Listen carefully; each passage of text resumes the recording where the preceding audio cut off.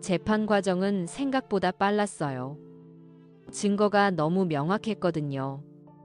녹음 파일, 위조된 보험 계약서들, 은행 기록, 민서의 증언, 그리고 결정적으로 지현이가 수면제를 구입한 기록과 카카오톡 대화 내용들. 모든 게 두식이와 지현이의 범죄를 증명하고 있었어요. 그런데 재판 중에 더욱 충격적인 사실이 밝혀졌어요. 검찰에서 두식이와 지현이의 휴대폰을 포렌식 분석한 결과 제가 몰랐던 더 무서운 계획들이 발견된 거예요. 지현이가 어떤 범죄 관련 커뮤니티에서 완전 범죄 방법에 대해 문의한 기록이 있었어요. 그리고 의료사고로 위장하는 방법, 자연사로 보이게 하는 독성 물질 같은 것들을 검색한 기록도 있었고요. 더 소름 끼치는 건 지연이가 실제로 어떤 독성 화학 물질을 인터넷으로 주문한 기록도 발견되었다는 거예요. 다행히 제가 집을 나간 바람에 실행하지는 못했지만 정말로 저를 독살하려고 했던 거였어요. 할머니, 정말 다행이에요. 며칠만 늦었어도 정말 큰일 날 뻔했어요. 최 변호사가 그러더라고요. 그리고 재판 중에 더욱 충격적인 증인이 나타났어요. 두식이가 다니던 사채업체의 직원이었어요. 피고인 고두식이 저희한테 와서 한 말이 있습니다. 어머니가 곧 죽을 예정이니까 그때까지만 기다려 달라고 했어요. 그리고 보험금으로 빚을 갚겠다고 했고요. 법정이 술렁였어요. 두식이가 정말로 제 죽음을 확신하고 있었다는 증거였거든요. 특히 지연이는 재판정에서 완전히 무너졌어요. 모든 계획이 자신의 아이디어였다고 자백했어요. 저는 돈이 너무 필요했어요. 명품이 좋아서. 그리고 남편이 주식으로 계속 손해를 보니까. 그래서 시어머니를. 그래서 어떻게 하려고 했습니까?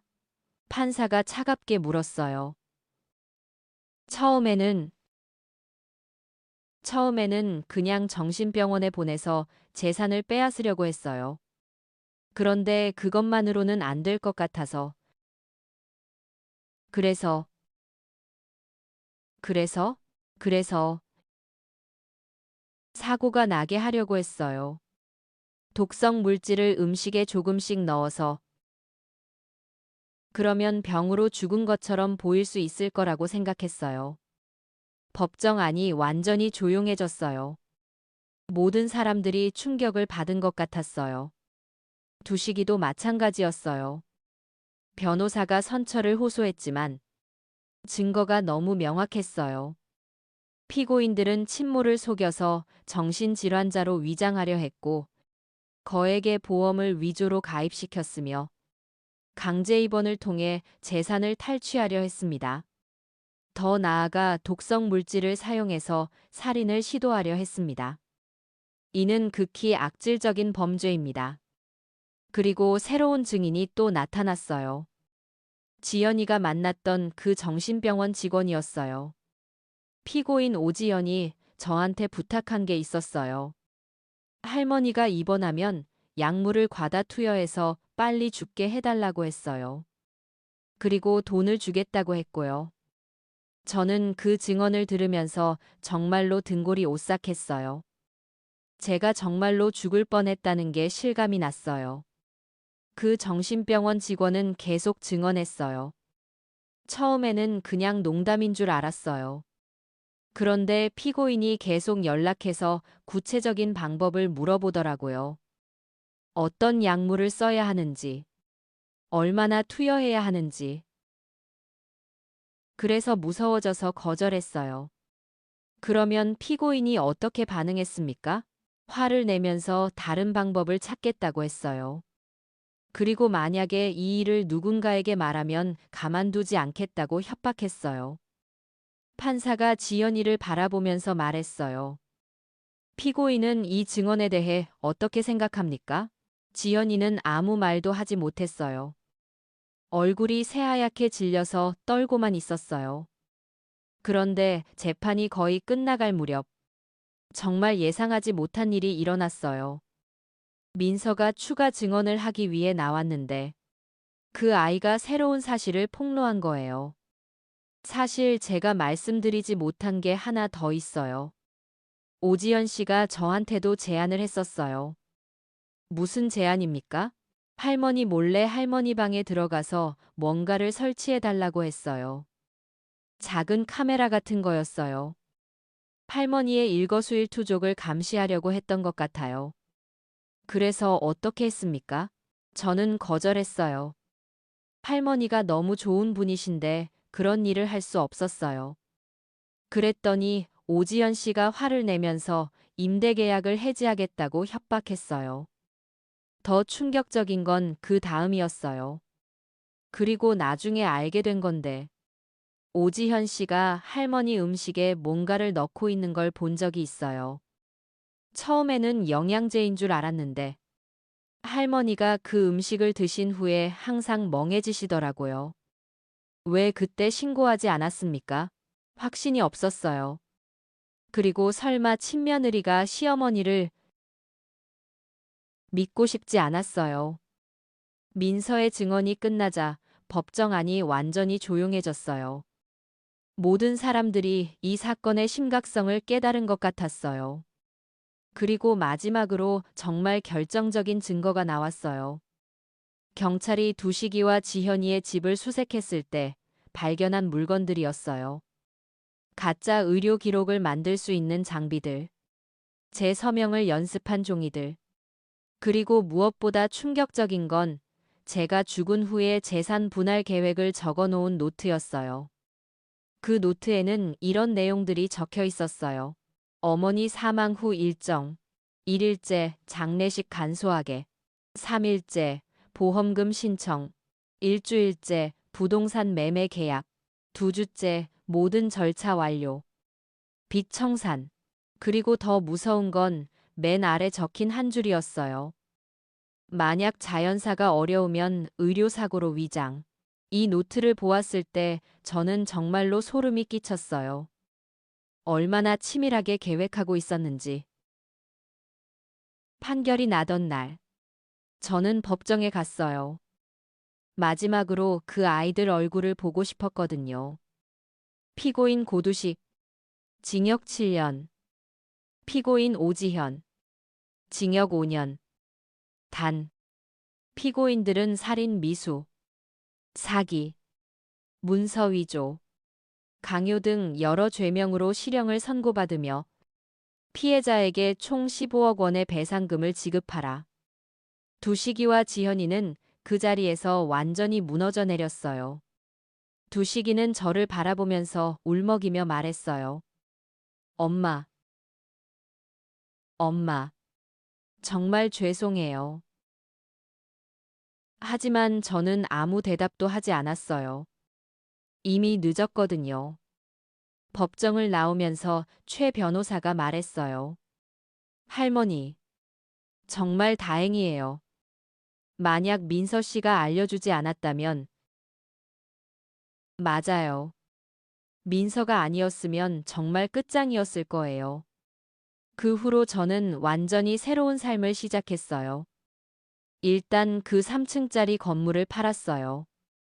그 집에는 너무 안 좋은 기억이 많았거든요. 그리고 민서에게 카페 창업 자금을 투자해 주었어요. 그 아이가 저를 구해준 은인이니까요. 할머니, 이런 큰 돈을 어떻게 받아요? 민서야, 네가 아니었으면 내가 정말로 죽었을 거야. 아니, 죽기 전에 고문당하면서 살았을 거야. 이 정도는 당연한 거야. 민서는 그 돈으로 정말 예쁜 카페를 열었어요. 패자 할머니의 선물이라는 이름으로요. 지금도 가끔 가서 커피 한 잔 마시면서 그 아이랑 이야기해요. 그리고 최 변호사의 소개로 놓인 인권단체에 기부도 했어요. 저 같은 피해를 당하는 노인들을 도와주는 단체였어요. 할머니 같은 분이 계셔야 다른 분들도 힘을 얻어요. 단체 관계자가 그렇게 말하더라고요. 영숙이와 함께 바닷가 근처에 작은 집을 샀어요. 마당이 있는 단층 집이에요. 거기서 텃밭도 가꾸고 가끔 바다도 보러 가고 정말 평화로운 생활을 하고 있어요. 혜자야, 정말 잘한 것 같아. 그 놈들한테 당하고만 있었으면 어떻게 됐을까? 영숙이가 그런 말을 해요. 영숙아, 나도 처음에는 정말 믿을 수가 없었어. 내 아들이 나를 그렇게 배신할 줄은. 그러게. 정말 악마들이야. 친어머니를 독살하려고 하다니. 시간이 지나면서 더 많은 사실들이 밝혀졌어요. 경찰 조사 결과 지연이는 이미 예전부터 이런 일을 계획하고 있었대요. 두식이와 결혼하기 전부터 말이에요. 지현이가 두식이에게 접근한 것도 저의 재산 때문이었다는 게 밝혀졌어요.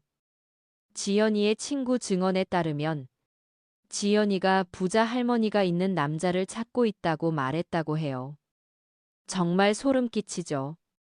처음부터 저를 노리고 두식이에게 접근했던 거예요. 그리고 지연이는 감옥에서도 반성하지 않고 있다고 해요. 다른 수감자들한테 운이 나빴다. 들키지만 않았으면 성공했을 텐데 라고 말하고 다닌다고 하더라고요. 두식이는 좀 다르긴 해요. 감옥에서 편지를 보내왔거든요.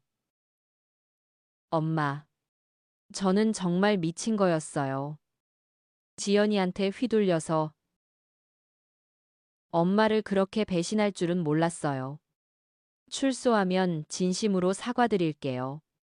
하지만 저는 그 편지를 읽고 바로 찢어버렸어요. 이제 늦었거든요. 민서가 가끔 물어봐요. 할머니, 정말 두식 씨를 용서할 생각은 없으세요? 민서야, 용서는 진심으로 반성하고 변화한 사람에게 하는 거야. 두식이는 아직도 자기가 뭘 잘못했는지 모르고 있어. 그런가요? 그래. 진짜로 반성했다면 편지부터 다르게 왔을 거야. 지현이한테 휘둘렸다는 식으로 변명하는 게 아니라 자기 잘못을 인정했을 거야. 요즘 제가 가장 무서워하는 건 두식이가 출소하는 거예요. 아직 2년이나 더 남았지만 그때가 되면 정말로 무섭을 것 같아요. 혹시나 해서 최 변호사와 상의해서 접근 금지 명령도 신청해 놨어요. 두식이가 출소해도 저한테 접근할 수 없도록 말이에요. 할머니, 만약에 두식 씨가 정말 변해서 진심으로 사과한다면 어떻게 하실 거예요? 최 변호사가 물어봤어요. 글쎄요. 그때 가봐야 알겠지만 쉽지 않을 것 같아요. 저를 죽이려고 했던 사람을 어떻게 다시 믿을 수 있겠어요? 가끔 밤에 잠들기 전에 생각해봐요. 만약에 민서가 알려주지 않았다면 지금 어떻게 되었을까요? 아마 저는 정신병원에 갇혀서 지현이가 준비한 독성 물질로 천천히 죽어갔을 거예요. 그리고 두식이와 지현이는 보험금 30억 원을 받아서 잘 살고 있었겠죠.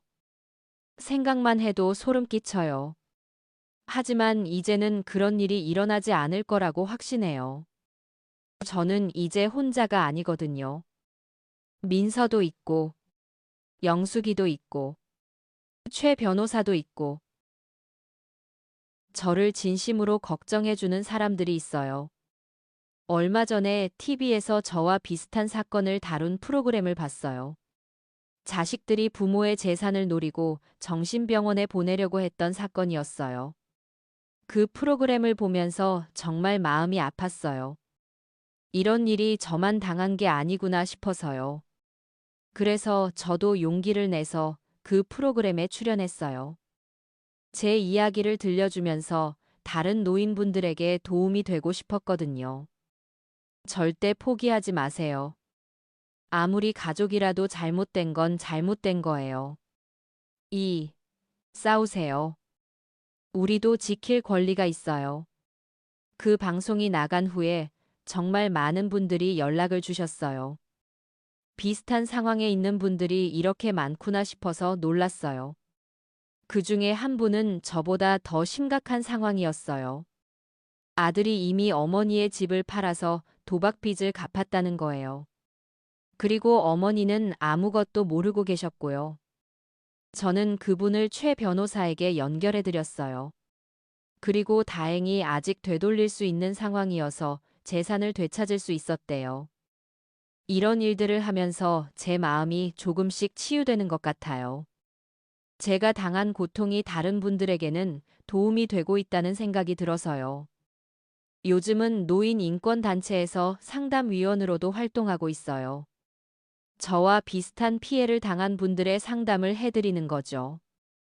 혜자 할머니, 정말 고마워요. 할머니가 아니었으면 저도 계속 당하고만 있었을 거예요.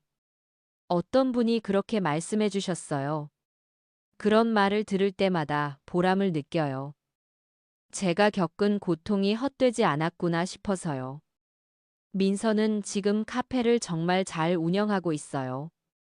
손님들도 많고 수익도 괜찮게 나고 있다고 해요. 할머니, 정말 감사해요. 할머니 덕분에 제 꿈을 이룰 수 있었어요. 민서야, 내가 고마워해야지. 네가 나를 구해줬잖아. 할머니가 저한테 투자해 주신 게 정말 큰 도움이 됐어요. 저도 나중에 할머니처럼 어려운 사람들을 도와주고 싶어요. 민서가 이런 말을 할 때마다 정말 뿌듯해요. 좋은 사람을 도와준 보람이 있어요. 그리고 영숙이와의 생활도 정말 행복해요. 둘이서 텃밭에서 채소도 기르고, 바닷가 산책도 하고, 가끔 여행도 가고. 혜자야, 우리 나이에 이렇게 자유롭게 살 수 있다는 게 정말 행복하다. 영숙이가 그런 말을 해요. 맞아. 자식들 눈치 보지 않고 내 마음대로 살 수 있어서 좋아. 여러분께도 꼭 말씀드리고 싶어요. 나이가 들었다고 해서 무시당하거나 이용당할 필요 없어요. 우리도 존중받을 권리가 있고 행복할 권리가 있어요. 그리고 가족이라는 이름으로 여러분을 해치려는 사람들한테 속지 마세요. 진짜 가족은 여러분을 사랑하고 보호하는 사람들이에요. 만약에 지금 저와 비슷한 상황에 있으신 분이 계시다면 절대 혼자 견디려고 하지 마세요. 도움을 요청하세요. 경찰도 있고, 변호사도 있고, 여러분을 도와줄 사람들이 많아요. 저는 이제 정말로 행복해요. 두식이와 지연이 때문에 제 인생이 망가지게 놔두지 않았어요. 오히려 더 의미 있는 삶을 살고 있어요. 제 남은 인생을 정말 값지게 살 거예요. 그리고 저처럼 힘든 상황에 있는 분들을 계속 도와드릴 거예요. 마지막으로 여러분께 당부드리고 싶은 말이 있어요. 절대 포기하지 마세요. 여러분의 인생은 여러분 것이에요. 나이가 들었다고 해서 누군가의 소유물이 되는 게 아니에요. 당당하게 사세요. 그리고 여러분을 진심으로 사랑하고 존중하는 사람들과 함께 하세요. 그것이 진정한 행복이에요. 감사합니다. 안녕하세요. 저는 이혜자입니다. 올해 75살이에요. 제가 오늘 여러분께 들려드릴 이야기는 아마도 여러분이 들어보신 것 중에서도 가장 충격적인 이야기일 겁니다.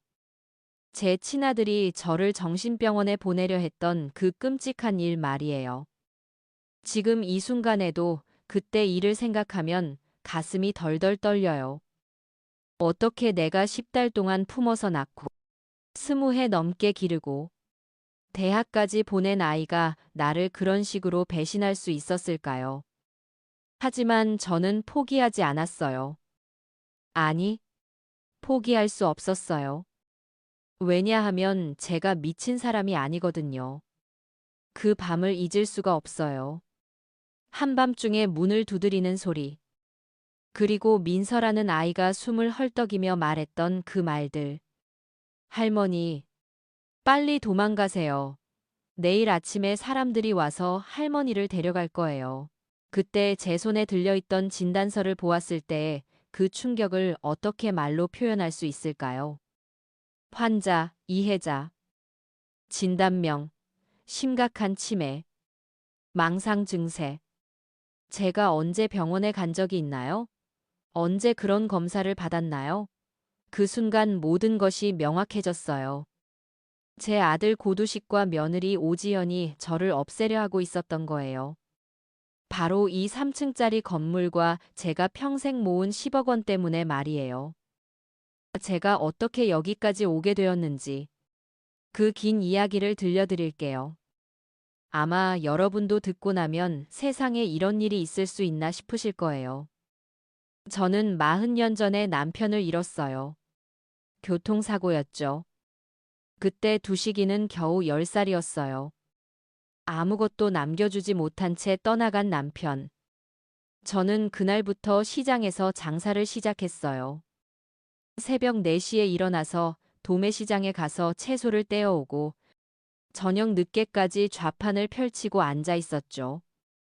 손이 얼어서 감각이 없어지는 겨울날에도 비에 흠뻑 젖는 여름날에도 저는 그 자리를 지켰어요. 왜냐하면 두식이를 키워야 했거든요. 공부 잘하는 아들을 대학까지 보내고 싶었어요. 정말 힘든 시절이었어요. 하루 종일 서 있어서 다리가 부어올라도 무거운 채소 상자를 나르느라 허리가 끊어질 것 같아도 참았어요. 두식이가 학교에서 돌아오면 따뜻한 밥을 해주고 싶어서요. 그렇게 20년을 버텼어요. 정말 악착같이 살았죠. 푼돈이라도 아껴서 모으고 또 모았어요. 그렇게 모은 돈으로 작은 가게를 하나 차렸고 그 가게가 잘 되면서 조금 더 큰 가게로 옮겼어요. 그리고 마침내 이 3층짜리 건물을 샀죠. 그런데 지금 생각해보니까 그때부터 이미 징조가 있었어요. 제가 이 건물을 샀을 때 두식이가 너무나 관심을 보였거든요. 건물 가격이 얼마인지, 대출은 얼마나 받았는지, 등기는 누구 명의로 되어 있는지. 당시에는 아들이 어머니 재산에 관심을 갖는 게 당연하다고 생각했어요. 효자라고 생각했죠. 제가 이 건물을 샀을 때 두식이가 얼마나 좋아했는지 몰라요. 엄마, 정말 대단하세요. 이 모든 걸 혼자서 해내시다니. 그때 아들의 그 밝은 얼굴을 지금도 기억해요. 두식이는 대학을 졸업하고 작은 회사에 취직했어요. 착한 아이였어요. 결혼을 하기 전까지는 말이에요. 매달 용돈도 갖다 드리고 어버이날이면 꼭 꽃다발을 사들고 왔어요.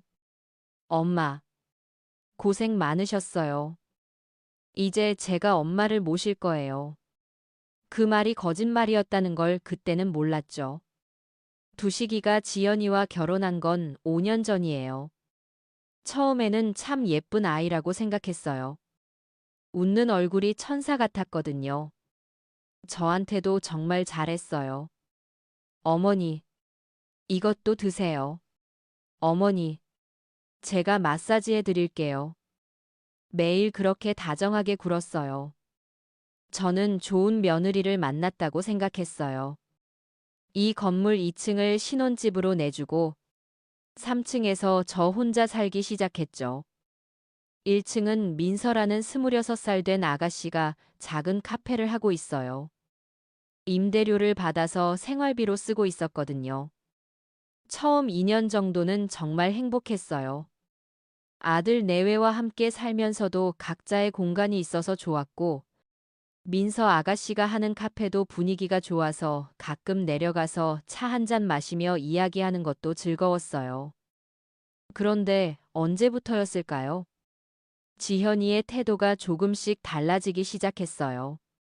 처음에는 제가 너무 예민하게 생각하는 건가 싶었어요. 그런데 지금 생각해보면 정말 소름 끼치는 일들이 있었어요. 지현이가 제 음식에 이상한 가루를 넣는 걸 본 적이 있거든요. 당시에는 영양제라고 했어요. 어머니 건강을 위해서 비타민을 넣었어요. 라고 하면서요. 그런데 그 가루를 먹고 나면 머리가 멍해지고 기억이 흐릿해졌어요. 어느 날은 제가 화장실에 가려고 일어났는데 비틀거렸어요. 지연이가 깜짝 놀란 척하면서 어머니, 괜찮으세요? 요즘 자주 그러시네요. 라고 했어요. 하지만 그 표정에서 뭔가 계획된 것 같은 느낌이 들었어요. 며칠 후에 알게 된 건데, 지현이가 인터넷에서 수면제를 주문한 기록이 있었어요. 나중에 최 변호사가 조사해서 알아낸 사실이에요. 지현이가 제 음식에 조금씩 수면제를 타고 있었던 거죠. 제가 정말로 치매 증상을 보이도록 만들기 위해서요. 어머니, 요즘 정말 건망증이 심해지셨네요. 제가 뭔가 깜빡했을 때 지연이가 하는 말이에요. 사실 그냥 일반적인 수준의 건망증이었는데 말이죠. 어머니, 혹시 오늘 아침에 가스레인지 끄신 거 맞죠?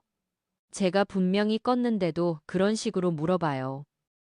어머니, 열쇠는 항상 같은 곳에 두세요. 찾으러 다니시는 거 보면 마음이 아파요. 처음에는 제가 걱정해서 하는 말인 줄 알았어요. 그런데 점점 그 말들이 자주 나오더라고요. 그리고 항상 두식이 앞에서 그런 말을 해요. 여보, 어머니가 또 그러셨어. 같은 이야기를 3번이나 하셨다니까. 어머니가 길을 잃어버리실까봐 걱정돼. 나이가 드시니까 그런가 봐. 저는 그때마다 억울했어요. 제가 언제 길을 잃어버렸나요? 언제 같은 이야기를 3번이나 했나요? 하지만 며느리가 하는 말인데 대들 수도 없고 두식이도 지연이가 어머니 걱정해서 그러는 거예요 라고 하니까 그냥 참았어요. 그런데 그 다음부터 더 이상한 일들이 생기기 시작했어요. 어머니, 중요한 서류들 저희가 보관해 드릴게요. 잃어버리시면 안 되니까요. 지현이가 제 통장이나 부동산 등기부등본 같은 것들을 가져가려고 했어요. 어머니, 요새 사기가 많잖아요. 전화 오면 절대 개인정보 말하지 마세요. 그리고 아무 서류에도 사인하지 마세요. 뭔가 있으면 저희한테 물어보고 하세요. 처음에는 정말 걱정해서 하는 말인 줄 알았어요. 하지만 어느 순간부터 제가 뭘 하려고 해도 어머니, 그건 위험해요. 어머니, 그런 건 저희가 할게요라는 말만 들었어요. 은행에 가려고 하면 어머니, 제가 같이 가요. 혼자 가시면 실수하실 수도 있어요. 친구들과 만나려고 하면 어머니, 코로나도 있는데 너무 자주 나가시지 마세요. 그렇게 조금씩 제 행동 반경이 줄어들었어요. 그리고 저도 모르는 사이에 제가 정말 문제가 있는 사람처럼 느껴지기 시작했어요. 특히 지연이는 항상 제가 뭔가 잘못했을 때만 두식이 앞에서 이야기했어요. 제가 잘한 일이나 멀쩡한 일에 대해서는 절대 말하지 않았어요. 그래서 두식이 입장에서는 정말로 엄마가 이상해지고 있다고 생각했을 거예요. 그런데 정말 소름 끼치는 일이 있었어요. 어느 날 밤, 제가 잠에서 깨어났는데 지연이가 제 방에 몰래 들어와 있었어요. 저는 잠든 척 했어요. 지현이가 제 베개 밑에서 뭔가를 꺼내더라고요. 나중에 확인해 보니까 제가 분명히 서랍에 넣어둔 중요한 서류들이었어요. 그리고 지연이가 스마트폰으로 그 서류들을 사진을 찍고 있었어요. 부동산 등기부등본, 통장, 도장. 모든 걸 사진으로 찍고 있었던 거죠. 더 무서운 건 그 다음이었어요. 지현이가 제 휴대폰을 가져가서 뭔가 조작하고 있었어요. 나중에 알고 보니까 제 명의로 대출 상담 신청을 해놓았더라고요. 제가 모르는 사이에 말이에요. 엄마, 지연이 말로는 어제 가스레인지를 안 끄고 나가셨다면서요? 두식이가 걱정스러운 얼굴로 물어봐요. 무슨 소리야? 내가 언제? 제가 말하려고 하면 어머니, 기억이 안 나시는 거예요. 제가 확인했거든요. 지연이가 확신에 찬 목소리로 말해요. 그러면 두식이는 저보다 아내의 말을 믿어요. 당연하죠. 새로 결혼한 아내니까요.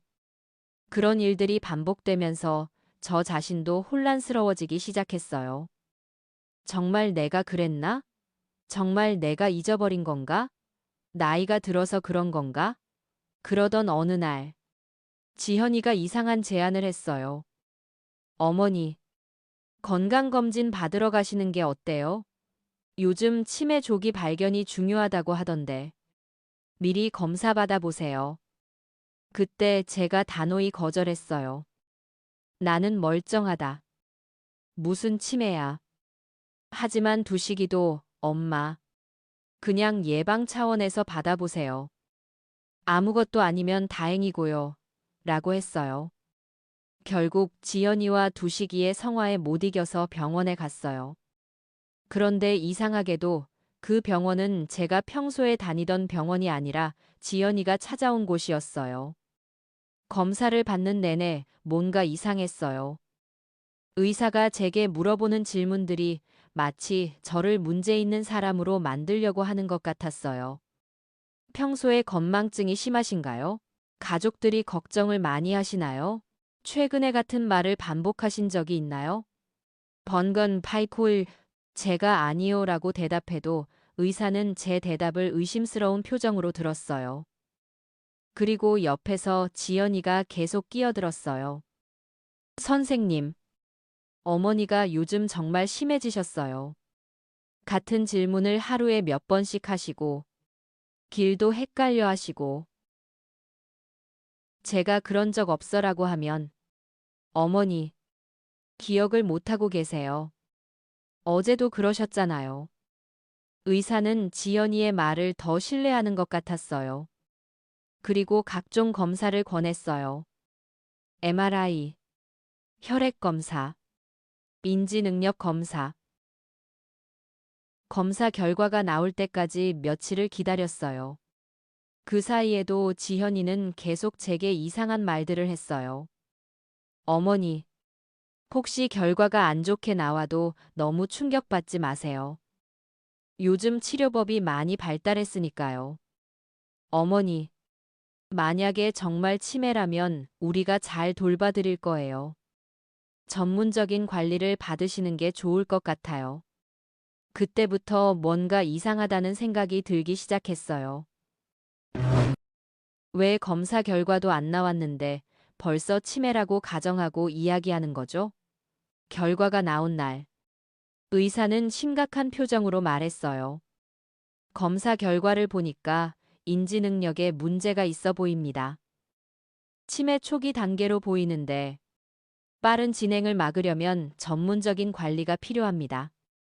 저는 깜짝 놀랐어요. 무슨 소리예요? 저는 멀쩡해요. 하지만 의사는 제 항의를 무시했어요. 환자분들은 보통 자신의 상태를 인정하지 않으려 합니다. 그것도 증상 중 하나예요. 그 순간 제가 뭐라고 말해도 소용없다는 걸 깨달았어요.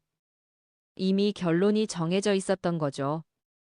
집에 돌아오는 길에 지연이가 말했어요. 어머니, 너무 충격받지 마세요. 우리가 어머니를 위해서 좋은 곳을 알아봤어요. 전문 간병인들이 있고 의료진도 상주하고 있는 곳이요. 무슨 말이야? 나는 집에서 살 거야. 어머니, 혼자 계시면 위험해요. 가스라든지 문단속이라든지. 만약에 사고라도 나면 어떻게 해요? 두식이도 지연이 편을 들었어요. 엄마, 지현이 말이 맞아요. 전문적인 돌봄을 받으시는 게 좋겠어요. 그때 제가 깨달았어요. 이 아이들이 저를 집에서 내보내려 하고 있다는 걸요. 그날부터 집 안 분위기가 완전히 달라졌어요. 지현이와 두식이가 제 눈치를 보면서도 뭔가 계획을 세우고 있다는 게 느껴졌어요. 어머니, 사진 한 장 찍을까요? 오랜만에 예쁘게 화장하시고요. 지연이가 갑자기 제게 화장을 해주겠다고 하더니 사진을 찍었어요. 나중에 생각해보니 그게 시설 입소용 사진이었던 것 같아요. 어머니, 여기 서류에 사인 좀 해주세요. 세금 관련 서류예요. 두식이가 가져온 서류에 사인을 하라고 했어요. 내용을 자세히 보려고 하니까 복잡한 내용이니까 저희가 처리할게요. 라고 하면서 빨리 사인하라고 재촉했어요.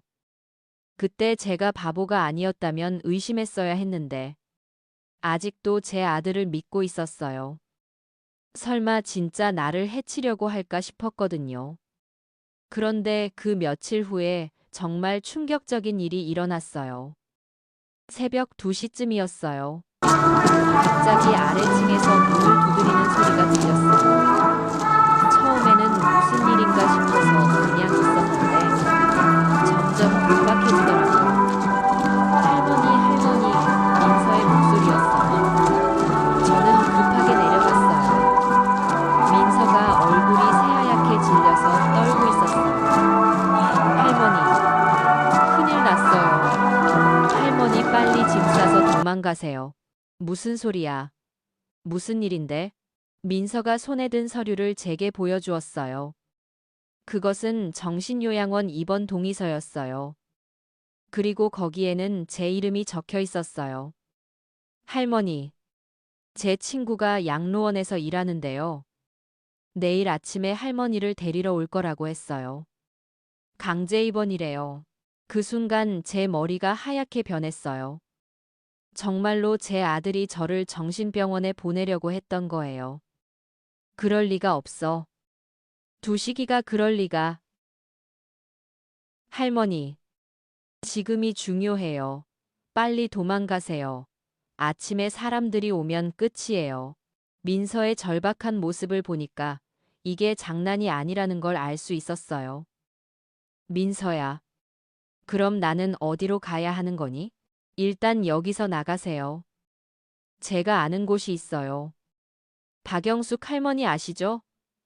거기로 가세요. 박영숙 할머니는 제가 시장에서 장사할 때부터 알던 오랜 친구예요. 하지만 이런 일로 찾아가기에는 민서야. 하지만 이런 일로 영숙이한테 어떻게. 할머니, 지금 그런 거 생각할 때가 아니에요. 빨리요. 저는 급하게 3층으로 올라가서 중요한 것들을 챙겼어요.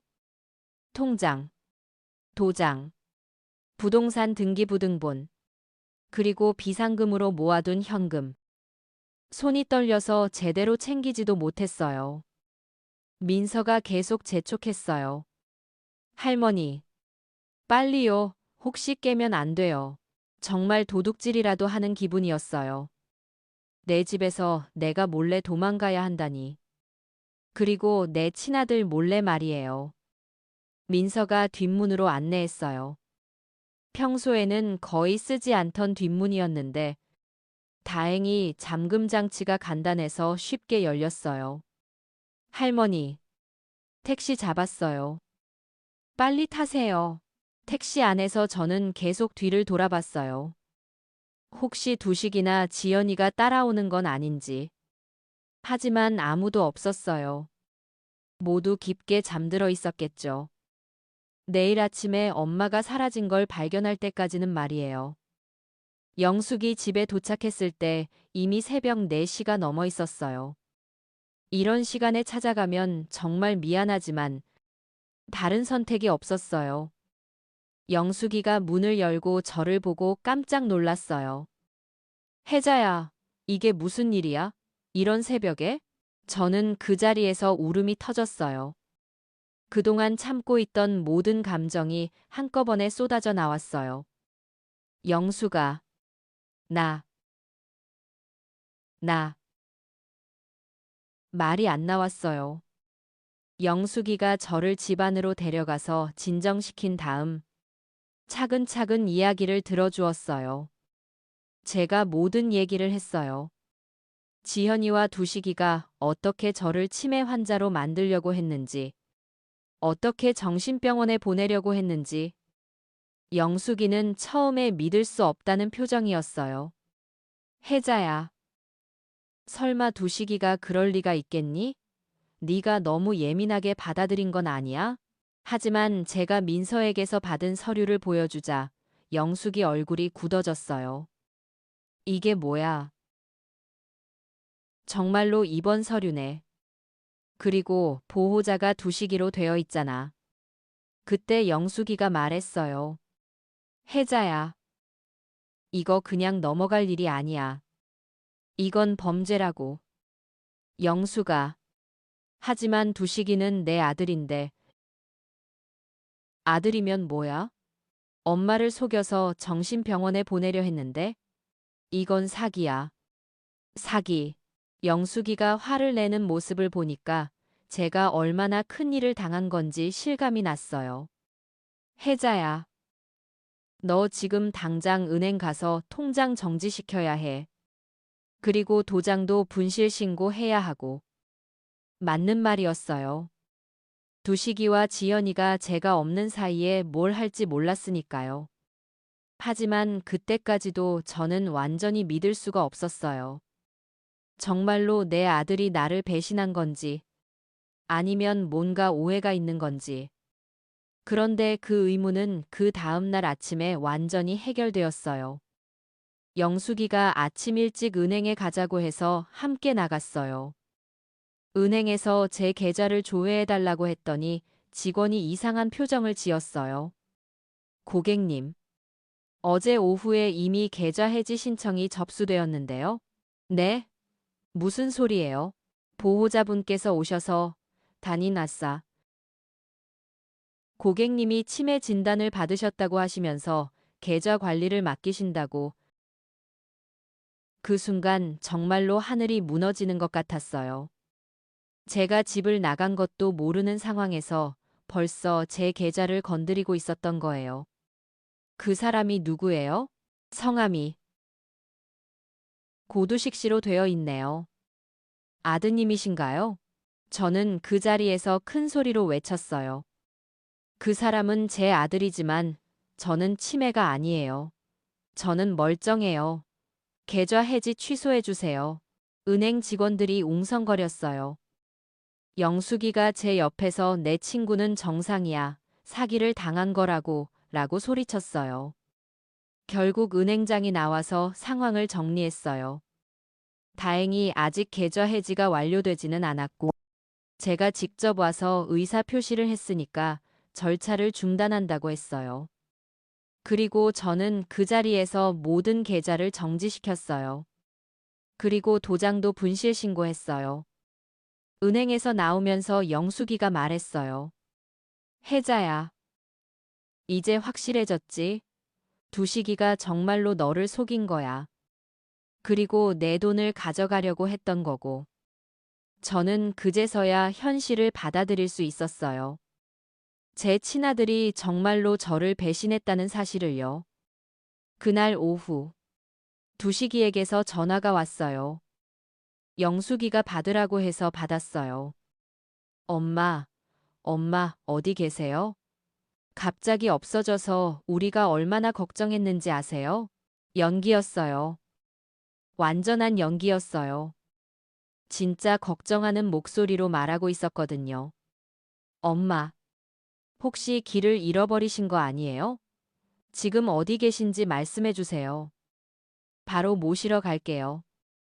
저는 차분하게 대답했어요. 두시가.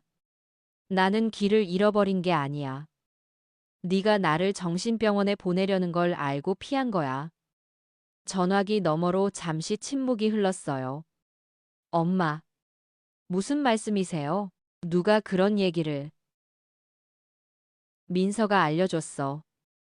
그리고 은행에도 갔다 왔어. 네가 내 계좌 해지하려고 한 것도 알고 있어. 그때 두식이 목소리가 바뀌었어요. 당황한 목소리로 말이에요. 엄마, 그게, 그건 엄마를 위해서, 나를 위해서? 정신병원에 보내는 게 나를 위해서라고? 엄마, 엄마는 지금 상태가 안 좋으시잖아요. 전문적인 치료를 받으시는 게 고두식. 저는 처음으로 아들의 이름을 부르며 소리쳤어요. 네가 지금까지 거짓말을 하고 있었다는 걸 나도 알고 있어. 더 이상 속지 않을 거야. 그 다음에 지연이 목소리가 들렸어요. 두식이한테서 전화기를 뺏은 것 같았어요. 어머니, 어머니가 지금 누구한테 속고 계신 거예요? 그 민서라는 아이가 어머니를 이용하려고. 지연아, 저는 냉정하게 말했어요. 너희가 뭘 하려고 했는지 다 알고 있어. 그만둬라. 어머니, 저희는 정말로 어머니를 위해서. 저는 전화를 끊었어요. 더 이상 들을 필요가 없었거든요. 영숙이가 옆에서 말했어요. 혜자야, 이제 어떻게 할 거야? 그때 저는 결심했어요. 그냥 당하고만 있을 수는 없다고. 제대로 맞서 싸워야겠다고. 영수가, 변호사를 찾아보자. 이 일을 제대로 해결해야겠어.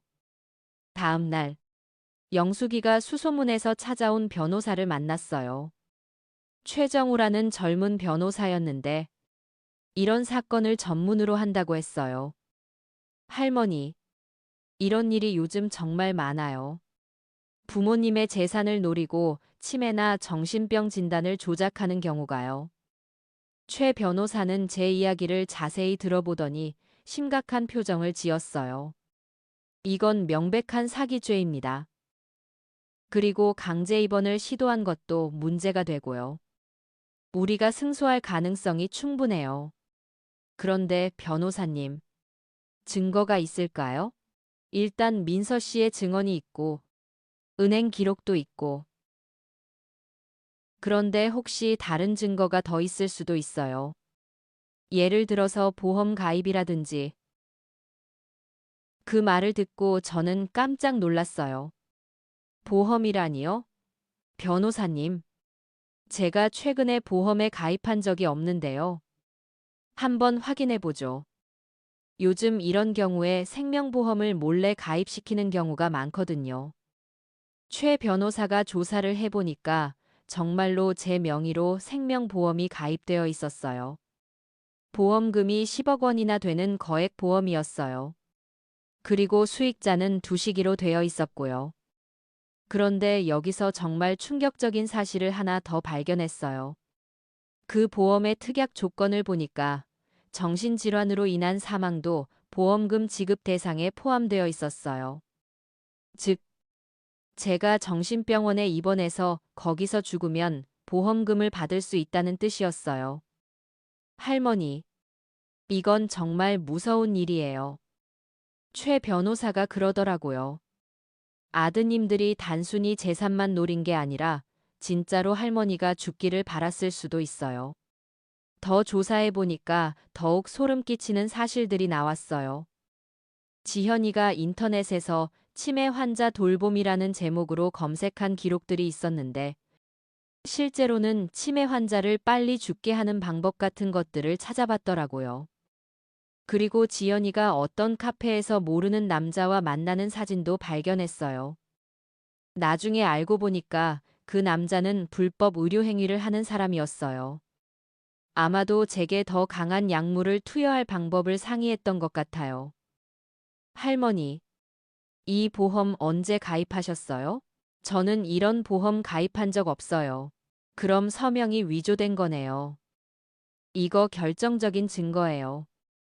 최 변호사는 더 자세히 조사했어요. 그리고 놀라운 사실을 발견했어요. 할머니, 아드님이 주식 투자로 엄청난 빚을 지고 있어요. 거의 5억 원 정도 되는 것 같은데요. 5억 원? 네. 그런데 더 심각한 건 이 빚이 일반 은행 대출이 아니라는 거예요. 사채업자들한테 빌린 돈이에요. 그 말을 듣고 저는 온몸이 차가워졌어요. 사채업자라니요. 변호사님, 그럼 얼마나 위험한 상황인 거예요? 할머니, 사채업자들은 돈을 못 갚으면 정말 무서운 일을 할 수 있어요. 아드님이 얼마나 절박했는지 알 수 있어요. 최 변호사가 더 조사해 보니까 두식이는 이미 사채업자들한테 위협을 받고 있었어요.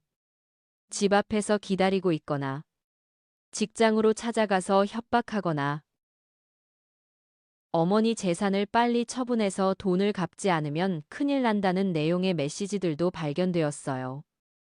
그리고 정말 충격적인 건 지연이와 두식이가 나눈 대화 기록이었어요. 카카오톡 메시지였는데 최 변호사가 법원 영장을 받아서 확보한 거였어요. 여보, 어머니가 너무 오래 사시는 것 같아. 언제까지 기다려야 해? 조금만 더 참아. 정신병원에 들어가면 스트레스로 금방 죽을 거야. 근데 만약에 안 죽으면 어떻게 해? 우리 시간이 없잖아. 그때는 다른 방법을 생각해 봐야지. 그 메시지들을 보고 저는 정말로 소름이 끼쳤어요. 제 친아들과 며느리가 정말로 제가 죽기를 바라고 있었던 거예요. 더 무서운 건 지연이가 정신병원에 있는 지인과 연락을 주고받은 기록도 있었어요. 치매 환자들 보통 얼마나 오래 살아? 관리를 잘 안 하면 금방 죽어. 특히 약물 과다 투여하면 그런 일이 실제로 일어나? 가끔 실수로 그런 일이. 그런데 왜 그런 걸 물어봐? 이런 대화들이 계속 이어졌어요. 정말로 끔찍했어요. 그제서야 모든 퍼즐이 맞춰졌어요. 두식이가 주식으로 큰 손실을 보고 그 빚을 갚기 위해서 제 재산을 노렸던 거예요. 그리고 저를 정신병원에 보내서 법적 무능력자로 만든 다음 제 재산을 마음대로 처분하려고 했던 거죠. 변호사님, 그럼 우리가 할 수 있는 게 뭐예요? 일단 사기죄와 문서위조죄로 고발할 수 있어요. 그리고 보험사에도 신고해서 보험을 취소시켜야 하고요. 하지만 최 변호사는 한 가지 더 제안했어요. 할머니, 만약에 원하신다면 좀 더 확실한 증거를 잡을 수도 있어요. 어떤 증거요? 아드님이 직접 자백하는 녹음을 얻는 거예요. 할머니가 직접 만나서 이야기하시면서 녹음하는 거죠. 하지만 그런 말을 할까요? 요즘 사람들이 스마트폰으로 통화할 때 자동으로 녹음되는 기능이 있다는 걸 모르는 경우가 많아요. 자연스럽게 대화하시면 될 것 같아요. 저는 그 제안을 받아들였어요. 더 확실한 증거가 있으면 좋을 것 같았거든요. 며칠 후, 저는 두식이에게 전화를 걸었어요. 변호사가 알려준 대로 녹음 기능을 켜놓고요. 두식아, 엄마야. 엄마, 엄마 어디 계세요? 우리가 얼마나 걱정했는지. 두식아, 엄마가 집에 가고 싶어.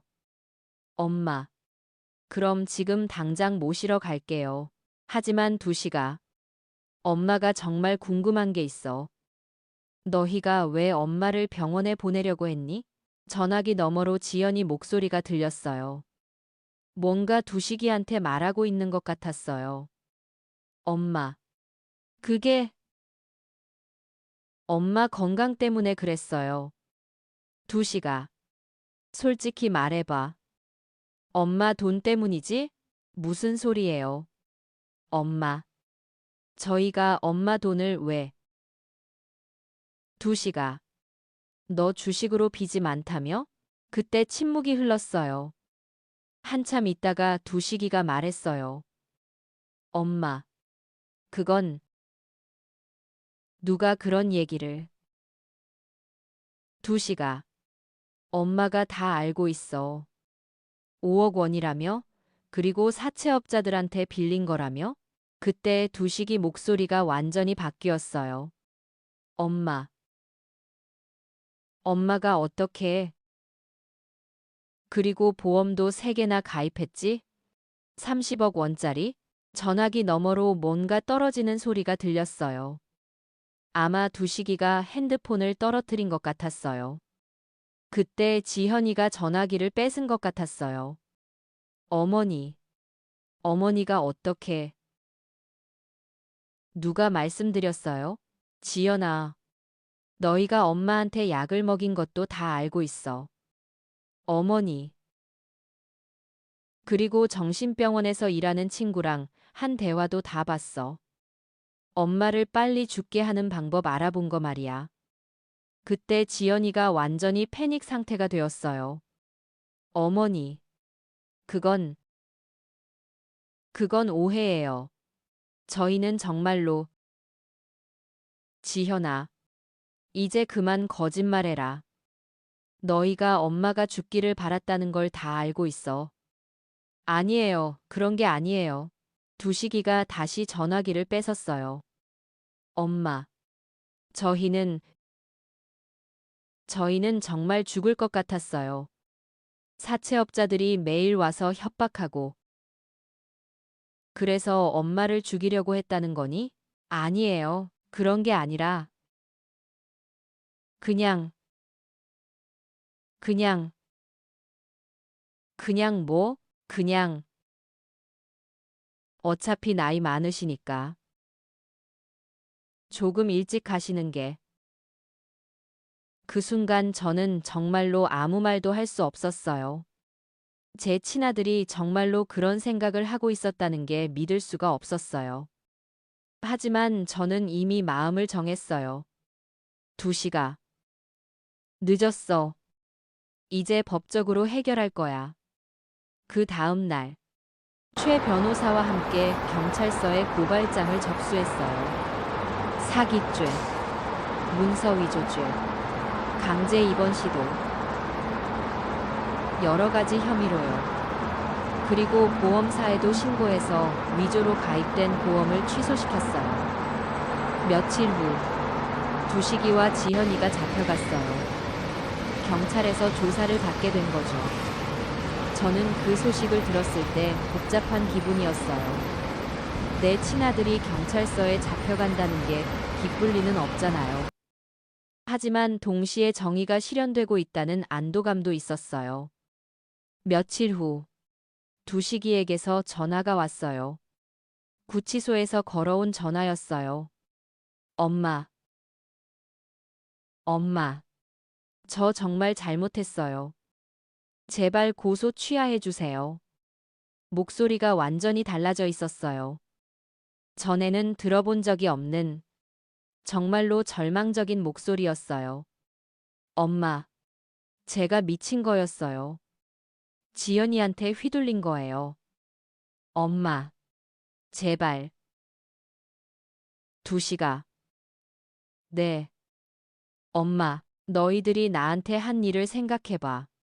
나를 정신병자로 만들려고 했고, 나를 병원에 가둬서 죽기를 기다리려고 했어. 그게 아들이 할 일이니? 엄마, 정말 죄송해요. 제가 정말 잘못 생각했어요. 두시가.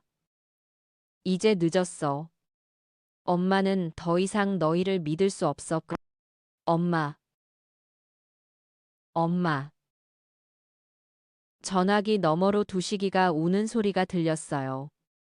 하지만 저는 마음을 바꾸지 않았어요. 두식아, 너는 이제 남이야. 법정에서 보자.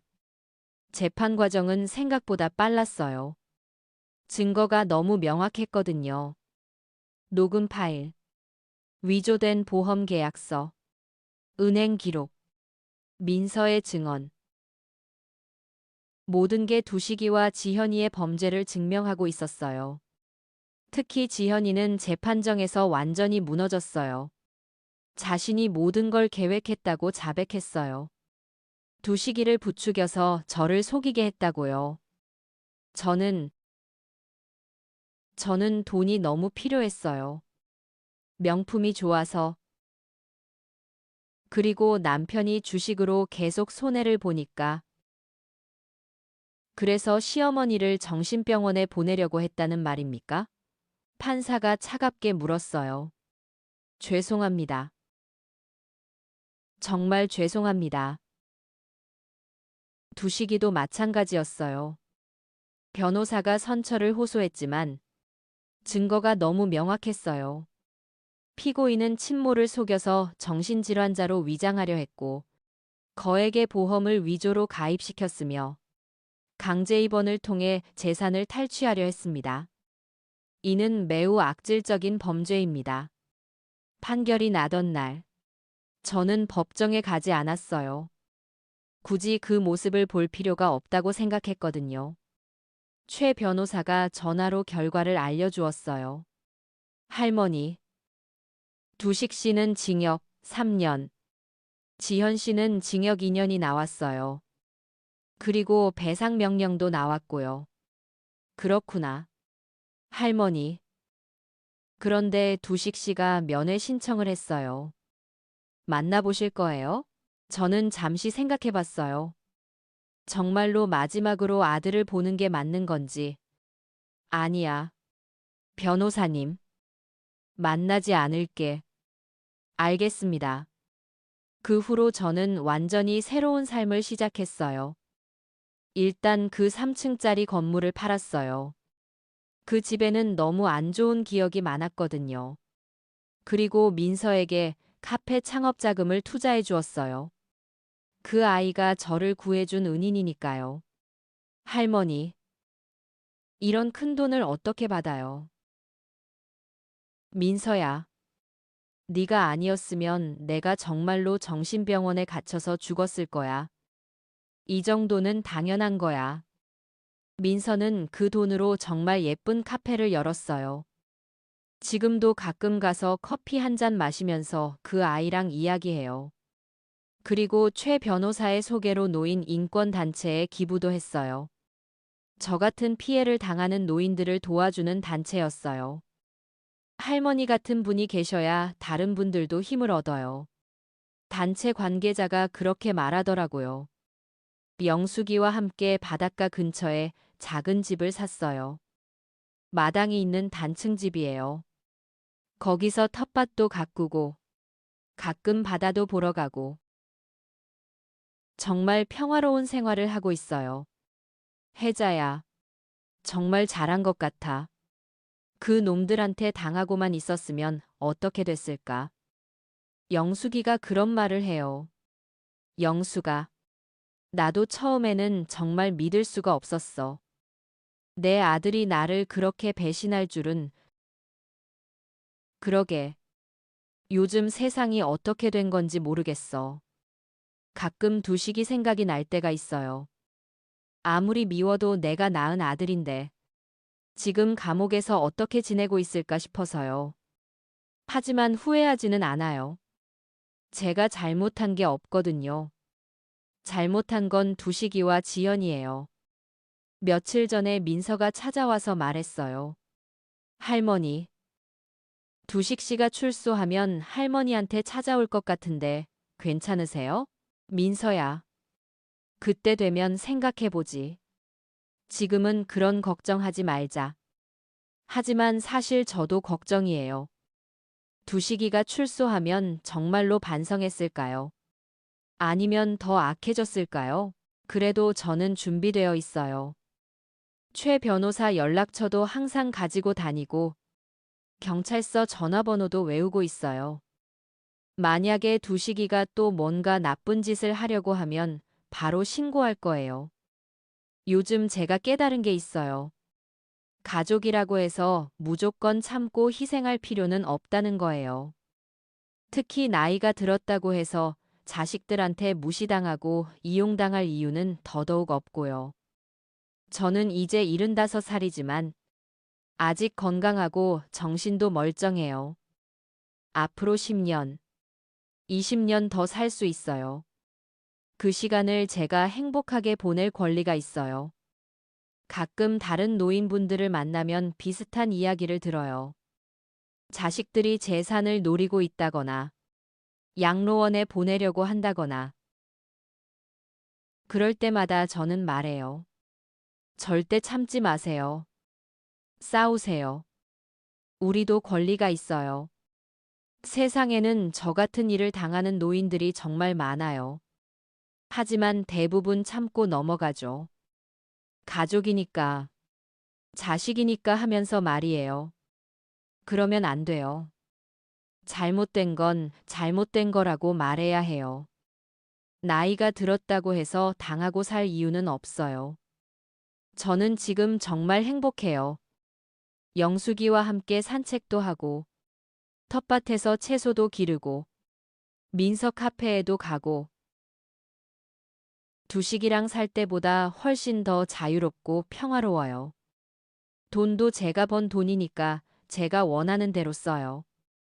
좋은 일에 기부도 하고, 맛있는 것도 사 먹고, 가끔 여행도 가고요. 이런 게 진짜 노후 생활이에요. 자식들 눈치 보면서 움츠리고 사는 게 아니라 당당하게 제 인생을 사는 거요. 여러분께도 말씀드리고 싶어요. 특히 저 같은 나이 드신 분들한테요. 절대 포기하지 마세요. 나이가 들었다고 해서 무시당할 이유는 없어요. 여러분도 존중받을 권리가 있고 행복할 권리가 있어요. 그리고 만약에 가족들이 여러분을 이용하려고 한다면 주저하지 말고 도움을 요청하세요. 변호사도 있고 경찰도 있고 여러분을 도와줄 사람들이 많아요. 저는 이제 과거를 떨쳐버리고 새로운 미래를 향해 가고 있어요. 제 남은 인생을 정말 값지게 살 거예요. 두시기 때문에 제 인생이 망가지게 놔두지 않을 거거든요. 마지막으로 민서에게 정말 고마워요. 그 아이가 아니었으면 저는 정말로 끝장났을 거예요. 세상에는 가족보다 더 소중한 사람들이 있다는 걸 깨달았어요. 그리고 영숙이에게도 고마워요.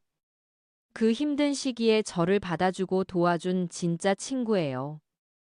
여러분, 가족이라는 이름으로 여러분을 괴롭히는 사람들한테 속지 마세요. 진짜 가족은 여러분을 사랑하고 존중하는 사람들이에요. 피가 섞였다고 해서 무조건 가족이 아니에요. 저는 이제 정말로 자유로워요. 그리고 행복해요. 앞으로도 계속 이렇게 살 거예요. 제 인생의 주인은 바로 저니까요. 감사합니다.